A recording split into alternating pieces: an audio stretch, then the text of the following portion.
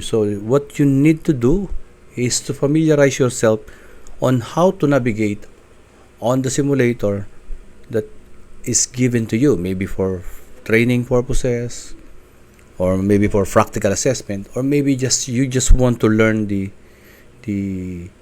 engine principle using the simulator. As of now, we are in front of a simulator, so let us start to familiarize ourselves on the simulator. On the left upper part of the simulator or on the screen, what we will see is the freeze. Yeah. So as you can see, there is a circle. So at the moment, the simulator is freeze or not running. So we will choose the initial condition.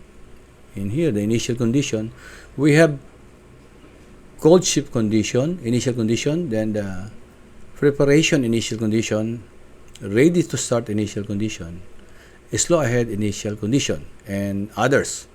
What are these initial condition? This initial condition is when you load the cold shift initial condition. For example, we choose the cold shift.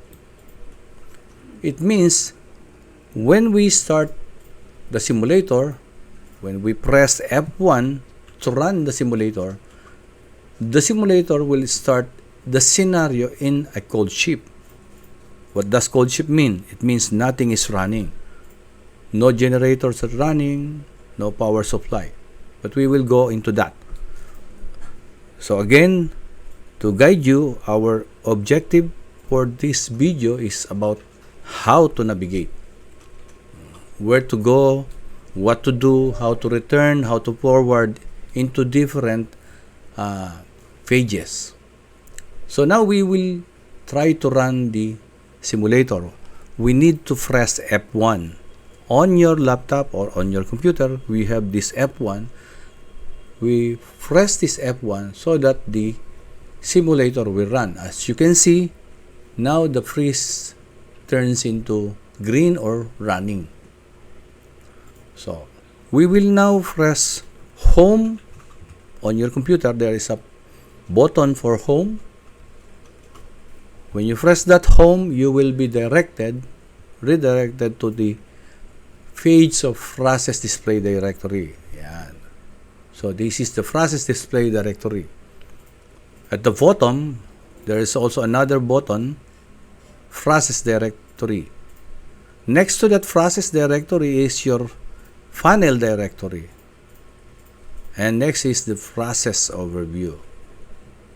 So at the moment, we are now here at the process display directory, and the simulator is running as well as the timer. Next to this is your picture directory number or 00. So it means that this directory number is 00. Next is 01, which is the seawater system. 03, which is the fuel oil transfer system. In here, we are trying to understand what are this number mean and what are the corresponding name of this number. On the right part of our simulator or the screen, we can see the alarms and the silence, and there are boxes, red boxes. So when we press the alarms, we will be directed into the present alarms of the scenario. Here you can see the time. You have to understand how to read the alarm log summary, because this is really very important in running a simulator.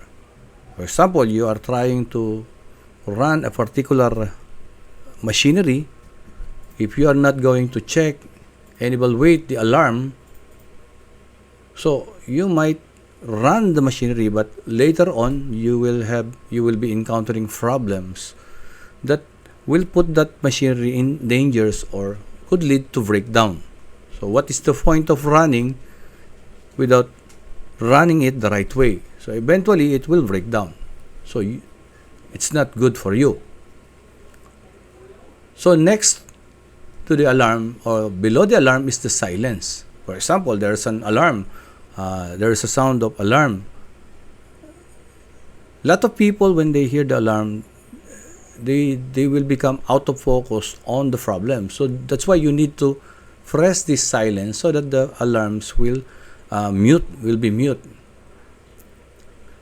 But in pressing this alarm, you will have alarms of different machinery. For example, this AG28 main engine fuel emergency shut-off valve. Next is DG. Next is drinking water. So it's a mix of alarms for different machineries. Going back to these red boxes. For example, we press this one red boxes. There's an now you see that now you will hear an alarm. So we will try to silence that alarm by pressing this. But the alarm or the red boxes are still blinking. So we try to press, instead of 1, we will press 16. Then what is 16? So 16, we look for the alarm 48.85. That is sludge tank temperature. So 48.73. Why it alarms? Simply because the low is 50 and the high alarm is 90. At this moment, the temperature is 48.32 with the value of degree centigrade, unit of degree centigrade, with a designated designated tank of sludge tank. So it means you have a low temperature on the sludge tank. That's why there's an alarm. So to acknowledge the alarm, you need to press this number. As you can see, the blinking of the alarm stopped. And to silence the alarm, you have to press this silence to mute the alarm. And then you can try to evaluate if this alarm is very important. If not, you can proceed with the important things that you need to do and to attend these alarms later. Okay, we will close this. As you can see, we will close this pop-up window and we will proceed with the basic familiarization. So, going back, we are going to press this process directory. If our scenario is cold ship, it means nothing is running or no machineries are supposed to be running, so we need the emergency generator. Where is the emergency generator on the process directory? So we will go on to this number and then we can check 78. 78 is your emergency generator. Pressing this emergency generator, you will be directed into picture 78 emergency generator. So what are these things? So most of the time, when a student or somebody is trying to use a simulator, they will try to set up the system, open the valves, and they try to look for what they know on board the ship. They want to look immediately into the system.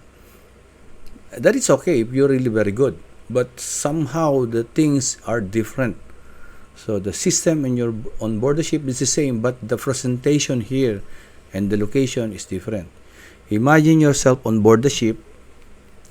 You have your actual machineries, but on a simulator you have only things in a computer. Sometimes it's one monitor or two monitors. So you will be imagining yourself inside the engine room, but actually you are not inside the engine room. You are in front of a diagram or drawing. So you have to have a good imagination on how to use the simulator, and that is navigation, how to navigate. So the first thing that you need to do is to familiarize yourself. For example, this line. What are these lines? This pump. What does it mean? This part of the pump. What does it mean? About this number, 62, to sludge tank. About this control monitor. What are these light? You have to familiarize yourself. So you have to look for something. For example, we try on the process directory. So you need to look for the legend. We try the final directory. So in here, you can see the 150, the description of legend. So this is one of the most important things that you need to understand and learn to familiarize yourself in navigating on a simulator. Pressing this, you will be directed to description of legend. In here, how to use the mouse, what is the function of the left and the right button of your mouse, colors of the line, what is the yellow, green, blue, gold, and then the static symbol. So what does this box mean? This one, as heat exchangers, for example. And then there is a very, very unnoticeable line, broken lines. What does it mean? And then there are arrows. Then this one as turbine driven. This motor, what does things look? What this drawing means? Electrically driven. And then this one as shaft driven. How to interpret this? Ready and start. If you read ready, you will be thinking ready. But actually, no, it's not ready. If it is colored, it is ready. But if it's locked, it is not ready. You cannot just read ready and then you understand what does it mean. There must be a proper interpretation of reading this diagram. Start, for example. Started, colored. If not started, now it's black. Okay. Excuse. So, prefix. For example, the P. What does P means? Or the G. So, going back, how to go back? You have this button back. So, imagine yourself if you don't understand these things. The color, the L, how to open the bulbs using your mouse. So, it will be very hard for you to complete the task and to pass if you are in assessment, or to learn if you are just trying to improve yourself.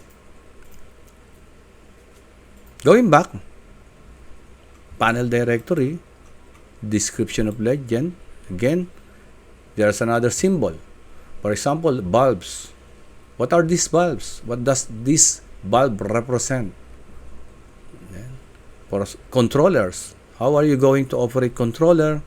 How are you going to change the system from auto to manual? And then what are the set point, and what is the manual output? So what will happen if you put the cursor of your mouse into this controller? How are you going to change the value? In here, description of legend, you will understand how to use this. And the description of legend in this type of simulator, you can see on the final directory. Before proceeding into different setting up of machineries, better you review this description of legend. Another example, on the process directory, let us go to emergency generator again. In here, this is just, you can see there are lines. It is somehow a little bit difficult, but let us go to another equipment. For example, the diesel generator, or the number 75 diesel generator. Yeah. This is more complicated, but actually it's not really complicated if you know the interpretation of these lines. For example, those lines, those white broken lines, what does it mean? Something like that. So this controller, how are we going to operate this? This, what does it mean? So, understanding the legend, you will be able to understand this easily, especially if you have experience on board the ship. But for the students who are just trying to learn, it will become very, very helpful if you are familiar with the legends. Okay? So, I really encourage everyone to go on to this description of legend. Because this is the key to effectively navigate all simulators. Not only the simulators, all simulators. Thank you, and that's all for today. I hope you subscribe and hit the notification bell for other videos. Next videos will be about the emergency generator. What is emergency generator? Why it is being called emergency generator? Not because there's an emergency. There must be a specific explanation why it is being called emergency generator. After learning all this description of legend, we will start to navigate and try to set up different machineries from CodeShip. Thank you.